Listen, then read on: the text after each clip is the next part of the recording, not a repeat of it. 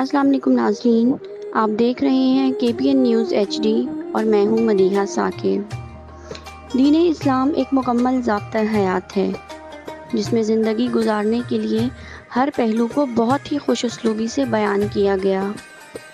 آج کے پروگرام فضائل اعمال میں مولانا صاحب اسلام کی خوبصورتی اور زندگی کے مختلف پہلو پر روشنی ڈالیں گے، جس میں امانت، خیر خواہی، اللہ کی وحدانیت اور تقوی جیسے اہم موضوعات شامل ہیں۔ آئیے سنتے ہیں ناظم تربیت سرفراز احمد، اسلامک سالویشن موومنٹ، آزاد جموں کشمیر کو۔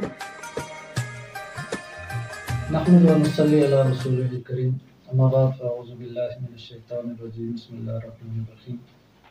رب اشرح لی صدری ویسر لی امری واحلل عقدۃ من لسانی یفقہوا قولی۔ ناظرین کرام، السلام علیکم ورحمۃ اللہ وبرکاتہ۔ آپ رمضان المبارک کی خصوصی نشریات فضائل اعمال دیکھ رہے ہیں KPN نیوز HD پر سرفراز احمد کے ساتھ۔ سلسلہ وار پروگرام کے ساتھ آپ کی خدمت میں حاضر ہیں۔ آج کی گفتگو کچھ متفرق فضائل پر ہوگی۔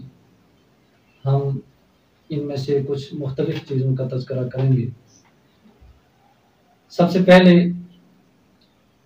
مسلمان امانت دار خزانچی کی کیا فضیلت ہے، اس پر ایک حدیث مبارکہ ہے۔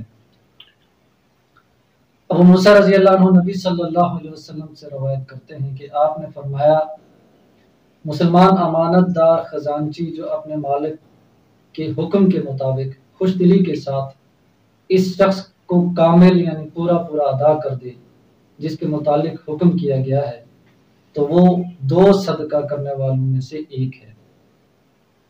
صحیح بخاری کی یہ حدیث ہے، اور اس میں خزانچی سے متعلق بات ہو رہی ہے، اور یہ ایسا خزانچی ہے جو امانت دار ہے اور جو اللہ سے ڈرنے والا ہے، اور جس کو یہ پتہ ہے کہ اس کے پاس جو امانت ہے اس کے بارے میں اللہ تعالیٰ اس سے پوچھ گچھ کرے گا۔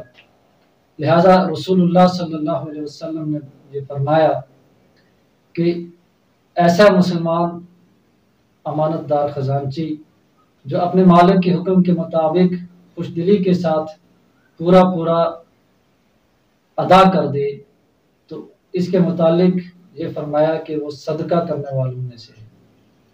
تو یہ بڑی فضیلت ہے ایسے شخص کی کہ وہ امانت دار ہو، وہ جو خزانچی ہے، جو جمع کرنے پر اور جو امانت کے رکھنے پر مامور ہے، وہ اس امانت داری کی وجہ سے اللہ تعالیٰ اس کو صدقہ کرنے کا اجر و ثواب عطا کرتے ہیں۔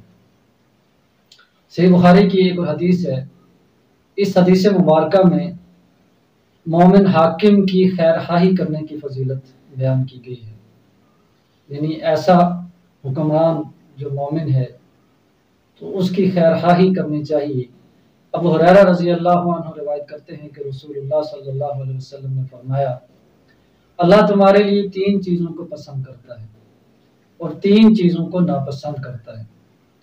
وہ تمہارے لیے یہ پسند کرتا ہے کہ تم اس کی عبادت کرو اور اس کے ساتھ کسی چیز کو شریک مت ٹھہراؤ، اور یہ کہ تم سب اللہ کی رسی کو مضبوطی سے پکڑ لو، اور یہ کہ تم اپنے حکمرانوں سے خیر خواہی کرو، اور وہ تمہارے لیے سنی سنائی بات کو بلا تحقیق آگے بیان کرنے، زیادہ سوال کرنے اور مال ضائع کرنے کو ناپسند کرتا ہے۔ حدیث مبارکہ میں 6 چیزوں کا تذکرہ ہوا ہے۔ 3 چیزوں کو اللہ تعالیٰ کا پسندیدہ قرار دیا گیا ہے، اور 3 چیزوں کے بارے میں فرمایا کہ یہ اللہ تعالیٰ کو ناپسند ہے۔ جن چیزوں کو پسند کیا اللہ تعالیٰ نے، ان میں سب سے پہلی بات یہ ہے کہ ایک اللہ کی عبادت کرو اور اس کے ساتھ کسی چیز کو شریک مت ٹھہراؤ، یعنی اللہ تعالیٰ کی ذات اور اس کی صفات میں شرک نہیں کرنا ہے، اس سے بچنا ہے۔ اللہ تعالیٰ اپنی ذات میں بھی اکیلا ہے اور اپنی صفات میں بھی اکیلا ہے، تو اس پہلی چیز کے اوپر عمل پیرا ہونے والے کو اللہ تعالیٰ پسند کرتے ہیں۔ دوسری چیز جو حدیث میں مذکور ہے وہ یہ ہے کہ تم سب اللہ تعالیٰ کی رسی کو مضبوطی سے پکڑ لو۔ اس سے مراد اتفاق اور اتحاد ہے، مل جل کر رہنا ہے، अल्लाह और उसके रसूल के अहकामात को बग़ैर किसी तफरके के, बग़ैर किसी इख्तलाफ के मिलकर थाम लेना है और उन अहकाम की बजावरी करनी है।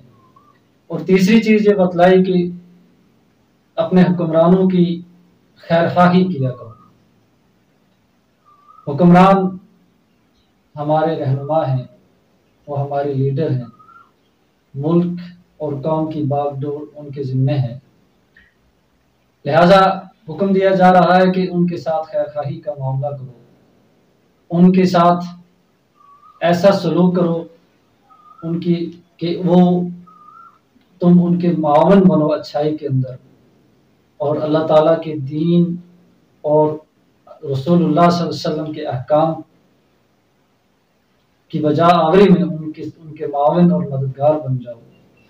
और खैरख्वाही से मुराद ये है कि उनकी खैर चाहने वाले बन जाओ, उनके लिए अच्छा सोचने वाला, उनके लिए अच्छा करने वाला बन जाओ।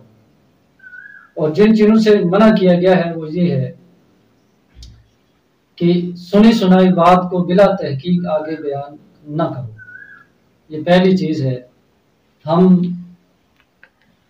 उमूमन ये गलती करते हैं कि हम किसी बात को सुन लेते हैं तो उसके ऊपर फ़ौरन ही यकीन कर बैठते हैं, और हम ये देखते हैं कि इस चीज़ की वजह से जो नुकसान दीन के अंदर वाक़ हुआ है, तो ऐसे ये इतना बड़ा नुकसान है कि दीन की हैयत तब्दील हो जाती है, और जो शरीयत अल्लाह ने रसूलुल्लाह सल्लल्लाहु अलैहि वसल्लम के ज़रिए से नाज़िल की थी, वो इन सुनी सुनाई चीज़ों के शामिल होने की वजह से वो उसकी हैयत तब्दील हुई है, और उसकी वो दीन की जो असल अहकामात हैं वो पस पर्दा चले गए हैं। लिहाजा यहाँ ये मना किया गया है कि सुनी सुनाई बात को बिला तहकीक आगे नहीं पहुँचाना चाहिए।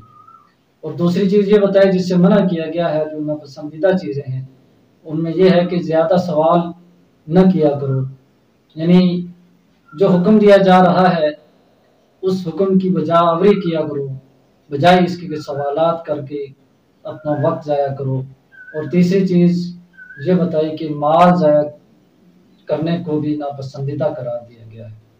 नाज़रीन किराम, आइए इन अहादीस को अपने लिए हम उसवा बनाएं और इन पर अमल करने के लिए अपने आप को तैयार करें, आमादा करें, और दुनिया और आखिरत के अजर व सवाब को समेटें। और इसके साथ किसी चीज़ को शरीक मत ठहराओ। यानी अल्लाह ताला की ज़ात और उसकी सिफ़ात में शिरक नहीं करना है, इससे बचना है।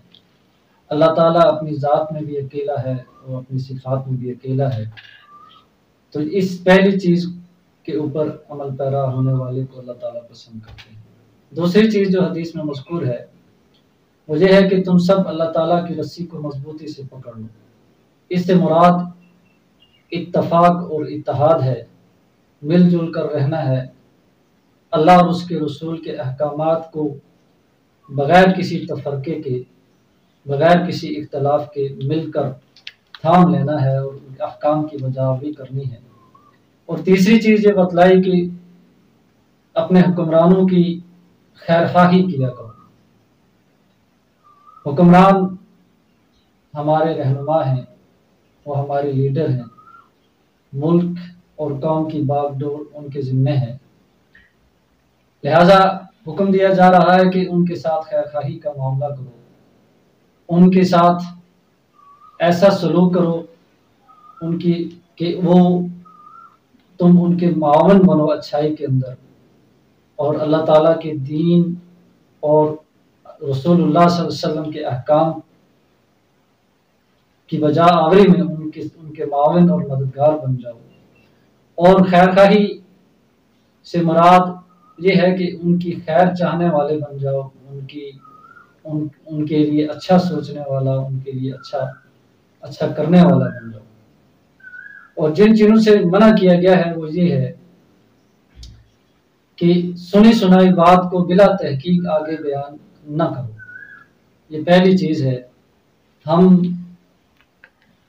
उमूमन ये गलती करते हैं कि हम किसी बात को सुन लेते हैं तो उसके ऊपर फ़ौरन ही यकीन कर बैठते हैं, اور ہم یہ دیکھتے ہیں کہ اس چیز کی وجہ سے جو نقصان دین کے اندر واقع ہوا ہے، تو ایسے یہ اتنا بڑا نقصان ہے کہ دین کی حیت تبدیل ہو جاتی ہے، اور جو شریعت اللہ نے رسول اللہ صلی اللہ علیہ وسلم کے ذریعے سے نازل کی تھی، وہ ان سنی سنائی چیزوں کے شامل ہونے کی وجہ سے وہ اس کی حیت تبدیل ہوئی ہے، اور اس کی وہ دین کی جو اصل احکامات ہیں وہ پس پردہ چلے گئے ہیں۔ لہٰذا یہاں یہ منع کیا گیا ہے کہ سنی سنائی بات کو بلا تحقیق آگے نہیں پہنچانا چاہیے۔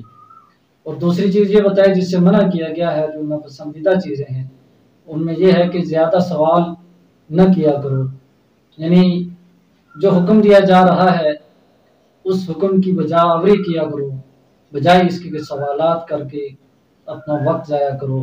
اور تیسری چیز یہ بتائی کہ مال ضائع کرنے کو بھی ناپسندیدہ قرار دیا گیا ہے۔ ناظرین کرام، آئیے ان احادیث کو اپنے لیے ہم اسوہ بنائیں اور ان پر عمل کرنے کے لیے اپنے آپ کو تیار کریں، آمادہ کریں، اور دنیا اور آخرت کے اجر و ثواب کو سمیٹیں۔ ناظرین، ایک اور حدیث مبارکہ ہے، اس میں ظالموں سے علیحدہ رہنے اور ان کے ظلم میں ان سے عدم تعاون کی فضیلت کا بیان ہے۔ کعب بن عجلہ رضی اللہ عنہ بیان کرتے ہیں، رسول اللہ صلی اللہ علیہ وسلم ہمارے پاس تشریف لائے جبکہ ہم 9 آدمی تھے۔ آپ نے فرمایا، ان قریب میرے بعد امراء ہوں گے، جس نے ان کے جھوٹ کی تصدیق کی اور ان کے ظلم پر اعانت کی، پس وہ مجھ سے ہے نہ میں اس سے ہوں، اور وہ میرے پاس حوض کوثر پر وارد نہیں ہوگا، اور جو ان کے جھوٹ پر ان کی تصدیق نہیں کرے گا اور ان کے ظلم پر ان کی مدد نہیں کرے گا تو وہ مجھ سے ہے اور میں اس سے ہوں، اور وہ میرے پاس حوض کوثر پر بھی وارد ہوگا۔ ناظرین کرام، حدیث مبارکہ یہ بتلا رہی ہے کہ اگر کسی کے جھوٹ کی تصدیق کی جائے اور اس کے ظلم پر اس کی مدد کی جائے تو رسول اللہ صلی اللہ علیہ وسلم نے یہ وعید سنائی ہے کہ وہ نہ مجھ سے ہے اور نہ میں اس سے ہوں، یعنی ایسے شخص سے میرا کوئی تعلق نہیں ہے، میری کوئی ہمدردی، میرے کوئی محبت ایسے شخص سے نہیں ہے جو اس طرح کا عمل کرتا ہے، یعنی وہ جھوٹ کا ساتھی ہے اور ظلم پر مدد کرنے والا ہے، اور ایسے شخص کو رسول اللہ صلی اللہ علیہ وسلم کے حوض پر بھی جو آنے کی اجازت نہیں دی جائے گی روز محشر۔ اس کے مقابلے میں یہ فرمایا کہ جو ایسے حکمرانوں کے جھوٹ پر ان کی تصدیق ان کی نہیں کرے گا اور ظلم پر ان کی مدد نہیں کرے گا تو ایسا شخص وہ مجھ سے ہے اور میں اس سے ہوں، اور وہ حوض کوثر پر بھی وارد ہوگا۔ ناظرین، یہ حدیث مبارکہ ہماری آنکھیں کھولنے کے لیے کافی ہے۔ آئیے ہم اپنی اصلاح کریں اور اپنے آپ کو قرآن کی اس آیت کی مصداق بنائیں، وَتَعَاوَنُوا عَلَى الْبِرِّ وَالتَّقْوَىٰ وَلَا تَعَاوَنُوا عَلَى الْإِثْمِ وَالْعُدْوَانِ، یعنی نیکی اور بھلائی کے کاموں میں مدد کیا کرو، تعاون کیا کرو ایک دوسرے کا، اور گناہ کے کاموں میں ایک دوسرے کی مدد نہ کیا کرو۔ ناظرین، زبان کی حفاظت کرنا اور سچی اور سیدھی بات کہنا یہ بھی ایک مسلمان کا، ایک مومن کا وتیرہ ہونا چاہیے۔ اس کی فضیلت بھی حدیث میں وارد ہے اور قرآن مجید کے اندر بھی اس کی ترغیب موجود ہے۔ سورہ احزاب کے اندر اللہ تعالیٰ نے ارشاد فرمایا، یا ایھا الذین آمنوا اتقوا اللہ وقولوا قولا سدیدا یصلح لکم اعمالکم ویغفر لکم ذنوبکم ومن یطع اللہ ورسولہ فقد فاز فوزا عظیما، یعنی اے ایمان والو، اللہ سے ڈرو اور سیدھی سیدھی باتیں کیا کرو، اللہ تمہارے کام سنوار دے گا اور تمہارے گناہ معاف کر دے گا، اور جو بھی اللہ اور اس کے رسول کی اطاعت کرے گا اس نے بڑی مراد پائی۔ آیت مبارکہ میں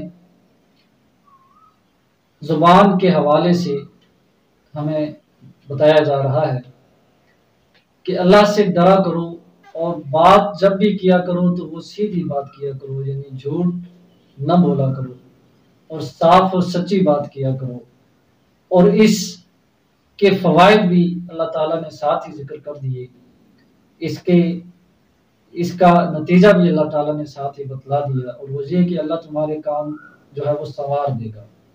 اگر تم سچ بولو گے اور سیدھی بات کرو گے تو اس سے تمہارا نقصان نہیں ہوگا، بلکہ اللہ تعالیٰ تمہارے کاموں کے اندر تمہارا معاون بن جائے گا، اور تمہارے سچ کی وجہ سے اور سیدھی اور کھری بات کرنے کی وجہ سے اللہ تعالیٰ تمہارے کاموں کو سنوار دے گا، اور پھر تمہارے گناہوں کو بھی اللہ تعالیٰ اس چھوٹے سے عمل کی وجہ سے اللہ تعالیٰ معاف کر دے گا۔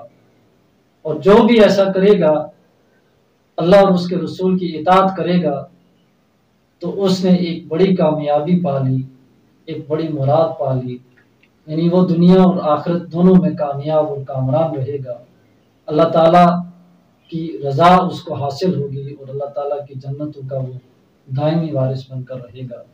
اللہ تعالیٰ مجھے اور آپ کو اس پر عمل کرنے کی توفیق عطا فرمائے۔ محمد بن عمر اپنے باپ اور وہ اپنے دادا سے روایت کرتے ہیں، میں نے رسول اللہ صلی اللہ علیہ وسلم کے صحابی بلال بن حارث مزنی رضی اللہ عنہ سے سنا، وہ کہتے ہیں میں نے رسول اللہ صلی اللہ علیہ وسلم کو فرماتے ہوئے سنا، بے شک تم میں سے کوئی اللہ کی رضامندی کا ایک کلمہ کہتا ہے، اسے اس کی اہمیت و مقام کا گمان تک نہیں ہوتا، اللہ اس آدمی کے لیے اس ایک کلمہ کی وجہ سے قیامت تک کے لیے اپنی رضامندی لکھ دیتا ہے۔ اور بے شک تم میں سے ایک آدمی اللہ کی ناراضگی کا ایک کلمہ یا بات کہتا ہے، اسے اس کی اہمیت و مقام کا گمان تک نہیں ہوتا، اللہ اس آدمی کے لیے اس ایک کلمہ کی وجہ سے قیامت تک کے لیے اپنی ناراضی لکھ دیتا ہے۔ جامع ترمذی کی یہ روایت میرے اور آپ کے لیے ایک سبق ہے، اور اس میں یہ بتلایا گیا کہ انسان اپنی زبان کو جب بھی استعمال کرے تو وہ سوچ سمجھ کر کرے، اور ایک زبان سے کوئی بھی کلمہ نکالتے وقت 1000 دفعہ اس کو سوچنا چاہیے کہ وہ کیا کہنے جا رہا ہے، کوئی ایسی بات وہ نہ کہہ دے کہ جس کی وجہ سے اللہ تعالیٰ کی رضا، اس کی ناراضگی جو ہے وہ مول لے لے۔ اگر وہ ایسا کرے گا، اللہ کی ناراضگی والا کلمہ کہے گا، تو اللہ تعالیٰ ایسے آدمی کی اس کی وجہ سے اللہ تعالیٰ اس کے لیے ہمیشہ ہمیشہ کے لیے اللہ تعالیٰ اس سے ناراض رہتے ہیں، اور وہ اس کی ناراضی لکھ لی جاتی ہے۔ اللہ رب العزت سے دعا ہے کہ وہ کہنے اور سننے سے زیادہ ہمیں عمل کرنے کی توفیق عطا فرمائے۔ سبحان ربک رب العزت عما یصفون والسلام علی المرسلین والحمد للہ رب العالمین۔ ناظرین دیکھتے رہیے اس سلسلہ وار پروگرام فضائل اعمال کو KPN نیوز HD پر سرفراز احمد کے ساتھ۔ السلام علیکم ورحمۃ اللہ وبرکاتہ۔